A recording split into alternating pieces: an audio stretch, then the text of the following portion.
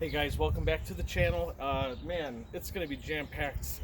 Maybe not this day today, but at least over the next couple of videos. We've got a lot of stuff to do.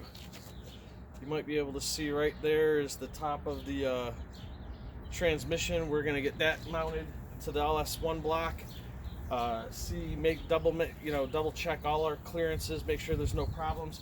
What I did notice that I didn't mention or say in the other video, but just recently noticed, is the front of the oil pan.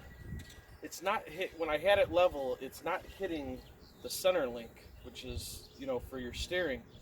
But when you crank the wheel all the way one way and all the way back the other, the two bubble spots where your inner tie rods meet on the center link, those do hit the oil pan, but not by much. So I'm going to get the transmission in, double check and see if it's still the same situation with the transmission in, because who knows where that's going to sit at. So got the transmission, we're going to get that in right now. Also, I got a big surprise for wheels and tires. I may get those on and get those in this video. So the other thing is the cross-drilled slotted front rotors came in, so we'll get those on. New brake hoses. I bought a roll of line, so I'm going to show you for sure how to use a bubble flare and your existing fittings, or maybe get some new ones if you need to. I go by if the hex of the top of the fitting is like wasted, or somebody obviously was using pliers or something, stripped it out, then I'll replace it, put a new fitting on. But there's so much stuff to get into today. Let's do what we're talking about first and get the transmission in, and we'll go from there. You can probably see Shovel's here visiting with us. Say hi, Shovel. Hi. And let's get to it.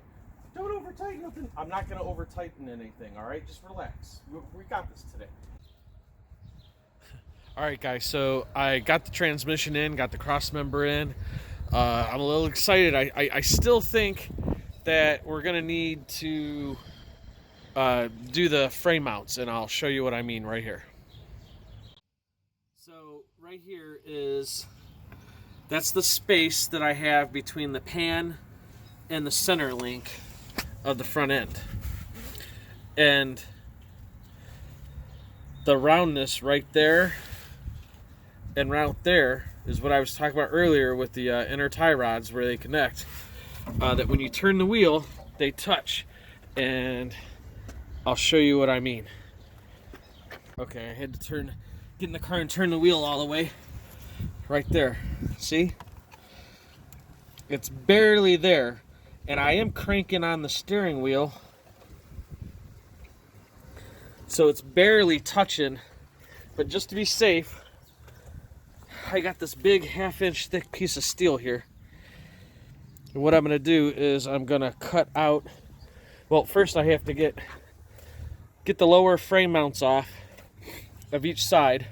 Take them off. I'm going to trace them out onto that piece of metal there, and then put them underneath, and that should raise it up. Because as you see back there, there's plenty of room. Plenty of room. Nothing's going to hit right there at the end of my finger. There's nothing there that's going to hit the oil pressure switch or sending unit. There's all kinds of room. I like where it is sitting. And I'm not sure, but as I was talking about here on this plate, I don't have the engine all the way back. I still have one more hole that I can use to move it back about another half-inch or so. So I'm not sure if that half-inch moving it back will actually help me there where it's touching or not. The other thing is you can see I got the transmission in and cross member, and I even have the link hooked up to the rear end. I got that hooked up too. So what I want to do is put the dry shaft in. that might make a huge difference in whether or not I'm going to move it back anyways. So let's get the dry shaft in, and that'll tell me if I need to move it back. And if I need to move it back, then I might as well throw the plates in and get it up anyway, just to be safe. I think you can tell, but it's starting to snow. And so I quickly had to just start putting some stuff away. And I'm just going to have to put off, see if it stops after a little bit. I just checked the weather, and it's supposed to look like, almost look like a whiteout or something. I don't think it'll get deep, and obviously it's springtime, so it has been warm enough that it's not going to stick. So let's give it a few minutes. If not, then I'm going to have to put the rest off until Saturday, which is supposed to be really great weather. So I'm just doing this quick announcement.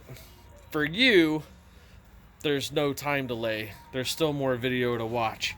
But for me, I'm going to have to wait a couple of days before I can finish this video and then post it for you guys and then get it checked out. Where we're leaving off is I got to get the dry shaft in. And little kind of glimpse down at the special. New tires. New tires, but what kind of wheels are mounted on those tires? You guys will find out soon. And wow, look how dirty I'm always touching my face. For you guys, it'll be nothing. Getting the dry shaft in should happen just like that. Actually, so the ground is too wet outside. See, it's getting wet. I'm not gonna lay on the ground. But I did think of something real quick. Here's what we'll do. Is I quickly went back out there, measured out the lower motor mounts, the frame mounts, and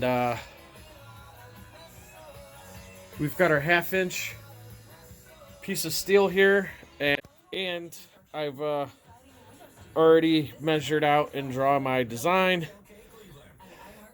So we're gonna use the cutter wheel and some goggles. Let's get this cut out. We got to get 2 of them cut out, and then I'm gonna use, take the cutting wheel off, put a grinder on, the wire wheel, and clean them up, get those painted too. Because as you can tell, like I said, I go crazy painting on all my parts. So let's get these cut out.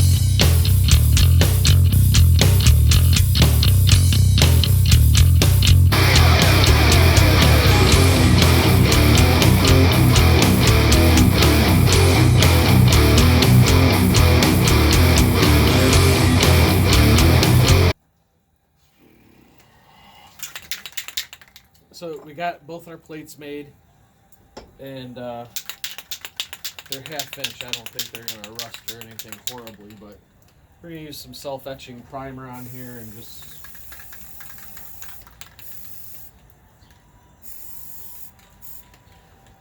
let that dry a couple minutes, even though it's freaking cold out here. Just so you guys can see. Still raining outside. I don't know if it's coming into the camera or not, but it's definitely snowing out here.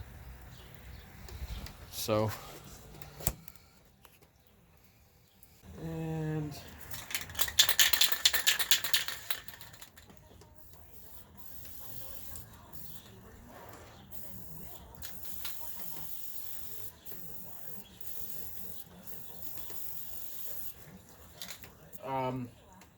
I measured the frame mount and then made them a 1/2-inch bigger. And then I'll set them, I'll have to take those off the frame, set them on here and mark where I want my holes and then drill them through. Here's one that's done and dry. Got both of them done. That's it. You can make fun of my garage if you want. It's a mess, but only genius, smart people like myself know where everything is. That's all I got right now. I can't really think of anything else. I'm at a standstill. I need to finish getting the dry shaft in. I don't want to lay on the ground. I don't want to be on my, be underneath the hood messing around and get the frame mounts and stuff like that off. Plus, I'd have to get the cherry picker out to lift the engine up just enough for me to get in there and work and stuff like that. And I'm not gonna mess with that right now. So, can't think of anything else I can do. That's it. I got brakes to do, all kinds of stuff, but I'm gonna have to put that stuff off until this weekend. So, be kind to one another, help each other out. We're in a crazy time, and you know, I showed my dad my last video when I was talking about, you know, I guess my dad got a good laugh out of that. But yeah, there's things that can be done at home and stuff like that, and get through this. We're all gonna get through it together. Help your neighbors. Talk. You know, you got your neighbor's phone number. Give them a call. You know, see if there's something they need. That's all I can think of right now, guys. Have a great day. Have a great weekend, and we'll see you in the next video. Thanks.